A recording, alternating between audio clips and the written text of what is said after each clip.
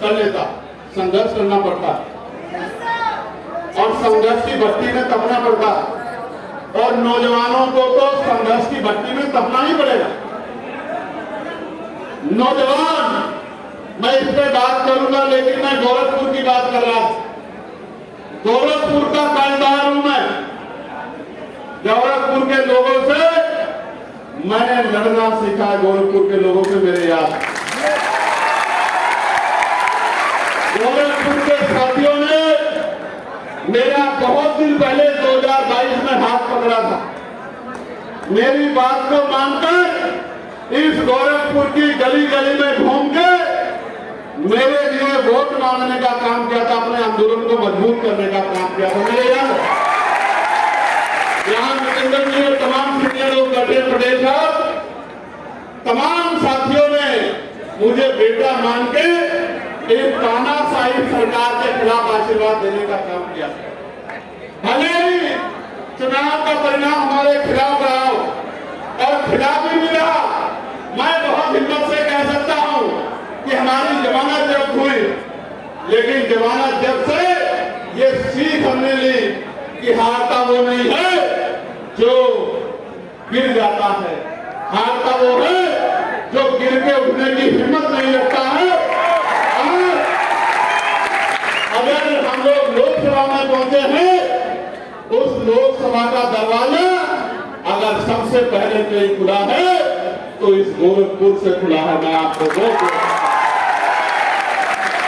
इसी गोरखपुर के साथियों के साथ संघर्ष करके जब अपमान की टोकरी मैं यहां से लेकर गया था, ये दिन रिजल्ट आया, बहुत तकलीफ हुई, 2-3 दिन लगे रिजल्ट से निकलने में, लेकिन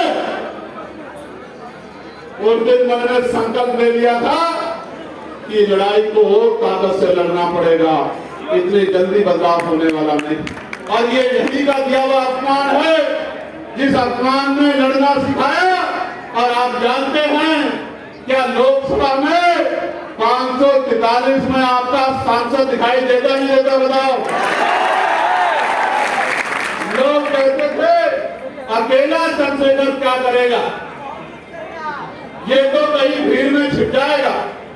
कोई कहता था तो जीत के सरकार के खेमे में जाके मंत्री बन जाएगा, कोई कहता था ये कहां जीतेगा, इसकी तो जमानत जब्त हो जाएगी, कोई कहता था ये तो पार्षद भी नहीं बन पाएगा। मैं धन्यवाद देता हूं उत्तर प्रदेश की कमेटी का, भाई चित्तौड़ जी का और उनकी पूरी टीम का, और देश भर के भीम आर्मी के साथियों का, जिन्होंने दिन रात एक कर दिया और घर घर जाके लोगों से, और इस मंडल के लोग भी गए थे मेरे याद है, और वहीं जाके लोगों से अपनी बात को कहने का काम किया, जन समर्थन जुटाने का काम किया। और परिणाम ये हुआ कि एक दल जो सत्ता में है आज और दूसरा दल जो विपक्ष में है, उन तमाम दलों ने एक चोटी का जोर लगाया, लेकिन आपकी मेहनत के सामने टिक नहीं पाए मेरे भाइयों, आपकी ताकत बनने का काम किया। और सिर्फ ताकत नहीं बनी, आज लोकसभा में आपके पास एक मजबूत आवाज है, और वो आवाज कहीं तो गोरखपुर के रास्ते नगीना होकर है, लेकिन देश में अगर कहीं भी किसी दलित, पिछड़े, आदिवासी, मुसलमान, जैन, सिख, बौद्ध, ईसाई भाई पे, उनकी धार्मिक आस्था पे, उनके सामाजिक अधिकारों पे, उनके अन्य अधिकारों पे अगर कहीं भी कोई डाका डलता है तो सबसे पहले वो चंद्रशेखर आजाद को याद करते हैं। जिन साथियों का मोबाइल की तोड़ चल रही है, उनसे आग्रह करूंगा कि वो वीडियो बनाने वाले साथी अपनी तोड़ से बंद कर लें, क्योंकि वो मेरी आंख पर लग रही है।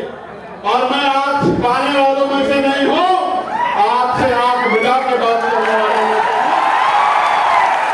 सारे साथियों, इस पद्मोजन सम्मेलन के लिए आपने बहुत तैयारी की है और आज वो तैयारी आपकी सफल भी हो गई है।